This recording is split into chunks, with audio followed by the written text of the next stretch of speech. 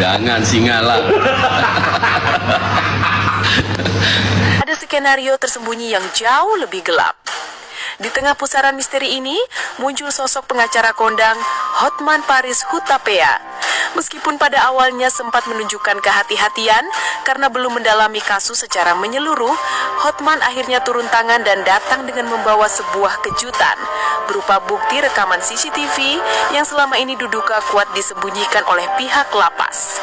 Bukti ini diyakini menjadi kunci untuk membongkar kejanggalan di balik jeruji besi. Dalam rekaman CCTV yang berhasil didapatkan Hotman Paris melalui perjuangan dan desakan yang gigih, terlihat sebuah adegan yang sangat mencurigakan. Nampak seorang sipir lapas yang bergerak mengendap-ngendap dan dengan gelagat mencurigakan memasuki ruangan sel yang dihuni Amarzoni.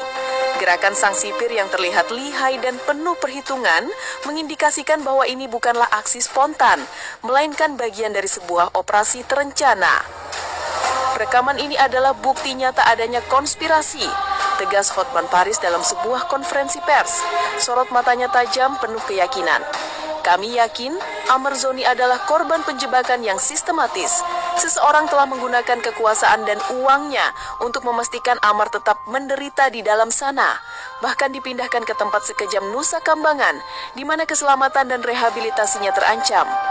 Keyakinan Hotman Paris semakin kuat. Dengan adanya rekaman yang menunjukkan aktivitas mencurigakan sang sipir ini, Amarzoni berpotensi besar untuk dibebaskan dari neraka Nusa Kambangan dan mendapatkan keadilan yang sesungguhnya. Pertanyaan pun menggema, siapa sebenarnya yang ingin menjebak Amarzoni dan memastikan penderitaannya berlanjut? Desas-desus yang beredar kencang di kalayan publik dan media menunjuk pada satu nama, suami baru Iris Bella. Spekulasi panas muncul bahwa pria tersebut merasa terancam dengan potensi kebebasan Amar. Ketakutan akan Amarzoni merebut kembali Iris Bella dari pelukannya disebut-sebut menjadi motif utama di balik dugaan konspirasi tersebut. Kekhawatiran akan kehilangan sang istri mendorong spekulasi adanya campur tangan yang menggunakan sumber daya untuk melancarkan operasi kotor di balik jeruji besi. Namun di tengah tuduhan yang mengarah padanya, baik Iris Bella maupun sang suami baru telah membantah keras segala spekulasi tersebut. Mereka menyatakan bahwa tuduhan itu hanyalah fitnah keji yang bertujuan merusak nama baik mereka dan menambah kesulitan bagi Amar. Masyarakat kini terbelah, menunggu langkah Hotman Paris selanjutnya. Akankah rekaman CCTV sang sipir misterius ini mampu membongkar dalang sejati di balik jeratan kasus yang melilit Amarzoni? Ataukah misteri kini akan terkubur selamanya di balik tembok tinggi Nusa Kambangan? Jawabannya ada di tangan sang crazy rich lawyer yang kini siap bertarung habis-habisan untuk membela kliennya. Pertama, masuknya barang itu ke lapas, bagaimana jalan ceritanya? Pasti ada fasilitator. Fasilitator ini pasti pengedar, nggak mungkin nggak pengedar. Udah jeblok langsung ke lapas, dipergunakan oleh manusia-manusia ini.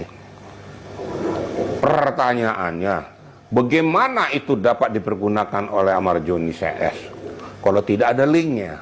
Semoga ini hanya hoax. Haldi Sabri, suami Iris Bella, dituding jadi dalang Amarzoni masuk Nusa Kambangan.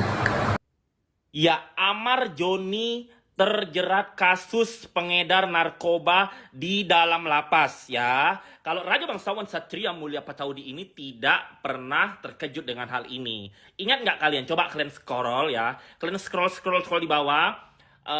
Gue udah dapat info ini dari November 2024. Nah, pada saat itu gue lagi makan di resto. Coba kalian lihat videonya bawah-bawah. Kalau kalian ngeh ya di bawah-bawah itu ada aku makan di restoran kelas A elit di Pantai Indah Kapuk. Itu yang makan di situ semua orang-orang kaya dan pelanggannya semua Cina. Hampir semua Cina. Ada gue makan di situ sama geng-geng gue rata-rata pengusaha ya. Pengusaha yang lebih kaya daripada artis. Catat lo ya. Yang makan di situ tidak ada rakyat jelita. Semua penghasilnya di atas gaji artis FTV, sinetron, layar lebar. Kalau gaji mereka di prorata per bulan. Misalnya gini, seorang artis gajinya 300 juta per film, syutingnya 2 bulan. Tapi dalam 1 tahun dia hanya mendapatkan 1 film. Berarti 300 juta itu nggak bisa lu bagi 2 bulan. Jadi kenapa? Karena hidup kan tuh setahun. Jadi proratanya gimana? Ya 300 juta itu kau bagi 12 bulan, segitulah penghasilannya sebulan. Kenapa? Karena mungkin dia hanya mendapatkan film syutingnya di bulan Januari hingga Februari, Maret sampai bulan 12 dia off. Kalau dapat endorse ya paling berapa sih begitu? Mungkin dapat endorse 30 juta, tapi endorse itu berapa? 6 bulan sekali kah? Setahun sekali kah? Atau 2 tahun sekali kah? Itu lo total, lu bagi 12. Jadi job artis itu lu jangan dengar ratusan juta, 1M. Tanya artisnya 1M itu kau dapat jobnya itu cuma 1 bulan dalam setahun atau dalam 12 bulan. Nah kadang kan nggak dijelasin itu. Misalnya Soima digaji 200-an juta. Betul, tapi kan Soima nggak jelasin ratusan juta itu honor dia sebulan misalnya.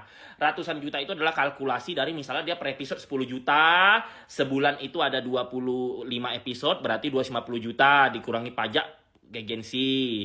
Nah, ratusan juta itu adalah misalnya kalau dia jobnya 3 kali manggungnya, itu kan kadang artis-artis dan media lokal tidak menjelaskan. Kalau aku karena di entertainment terjun langsung, ya aku tahu. Kalau Rera Jelita kan nggak tahu. Nah jadi misalnya kalian dengar misalnya artis dapat honor miliaran, iya bisa. Tapi miliar itu kalkulasi dari berapa tahun. Misalnya honor dia 5 miliar, ternyata itu job stripping sinetron dia dari 3 tahun.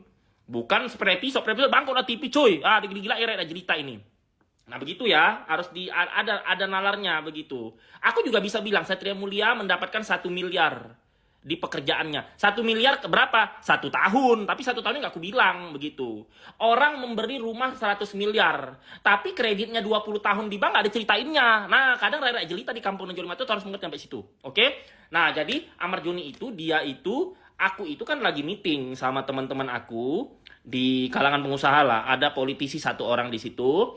Nah, terus ada bapak-bapak mukanya kayak Cina gitu. Sebenarnya dia nggak temanku, tapi dia temanku yang 1 meja. Kami kan booking seat gitu. Berapa? 4 juta itu untuk 6 orang gitu. Patungan Kak? Ya iyalah. Emang kok pikir aku makan di traktir? Kami bayar masing-masing lah. Nah, kalau misalnya aku mau traktir. Kalau nanti aku traktir gantian. Tapi kau jangan jadi benalu. Patungan Kak? Ya patungan lah. Emang kau pikir aku benalu di traktir orang? I can pay my bill. Nah, jadi di dalam meja itu, waktu di Pantai Indah Kapuk itu November 2024. Ternyata ada mantan narapidana di situ. Nah, mantan narapidana ini, dia itu mantan satu lapangan sama si Amar, sama yang selingkuh sama ini guys, yang selingkuh sama Paula, itu juga mantan napi. Satu lapas dulu. Nah, ceritalah bapak itu di situ. Iya, tapi kalau si Amar ini justru dia senang di dalam. Kenapa? Karena dia bisnis jual narkoco, jadi duitnya ada terus. Kalau di luar malah dia udah nggak ada di TV 7 tahun, duitnya dari mana? Kan artis lokal ini kalau syuting dapat duit, nggak syuting dapat duit. Kalau bisnis banyak yang menombok cuy. Rera Jelita jangan gampang bilang bisnis. Rans aja yang kata kalian artis paling nomor 1 di Konoha, bikin bisnis aja tutup. Apalagi yang tidak selevel dia. Nah, kau harus mikir sampai ke situ. Bisnis itu banyak nombok dan bangkrut, apalagi di Jakarta ya. Kalau kau bilang bisnis tambang, mana surat ininya? Surat pencairan dana tambangnya. Aku kan juga makelar tambang. Ya, aku nih selain entertainment, pekerjaanku makelar tambang dan makelar properti. Job itu on off, tapi sekali dapat banyak. Tapi ada suratnya loh, ada surat pencairan dananya, pembagian misalnya kami ada 1 miliar tapi dibagi untuk 10 makelar 1 bulannya. Jadi 1 orang dapatnya 1 juta. Begitu. Harusnya jangan ngomong doang, ya. Kalau gue kan nggak mau nunjukin suri karena gue nggak mau pamer. Tapi kalau artis Konoha itu memang dia seolah-olah dia inilah gue gitu. Kalau gue itu pamernya masih nalar. Kalau yang lain itu kan udah melebihi nalar, ya kan? Lu kan bukan artis Hollywood Bollywood yang terkenal ngejob satu dunia. Bukan. Kalau artis Konoha, artis lokal yang cuma terkenal ngejob 1 negara. Keluar negeri nggak ada yang kenal, mentok TKI atau sebagian kecil masyarakat Malaysia dan masyarakat Brunei sebagian kecil. Yang penontonnya sebagian besar di Indonesia adalah Rera Jelita di Kampung Nenjolimato.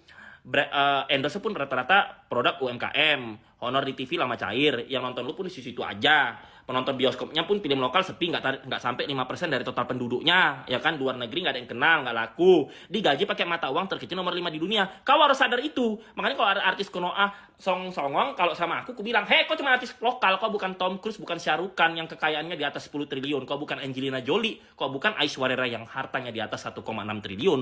Kau itu artis lokal, ya.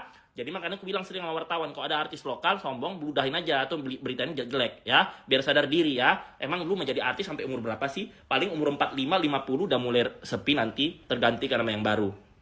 Nah, jadi si bapak itu bilang, nah si Amar itu juga pernah dia buka bisnis sate, dulu belum cerai. Jadi waktu dia buka bisnis sate, dia itu sama si Iris Bella buka di Cibubur. Nah, Mami Online itu kan dekat sama keluarga Amar. Mami Online itu dekat sama aku. Mami Online tuh ngajak aku ke sana, tapi aku nggak mau karena I'm very busy person. Aku kan punya pekerjaan lain di luar entertain. Nggak ngurus begitu, aku nggak sempet cuy. Jadi sempat buka panggil infotainment, tutup. Nah, jadi di penjara dia bisa bisnis begitu, dia mending bisnis di penjara. Ini kan udah jadi berita nasional, jadi aku nggak takut sharingnya, bukan termasuk pencemaran nama baik dan bukan fitnah lagi ini ya. Nah terus si Amar itu sebelum nikah itu kan udah teedung di luan. Teedung sama siapa kak? Ku teedung di luan sama siapa? Ya aku tahu lah, dia WhatsApp Mami Online, ku baca WhatsAppmu itu Amar.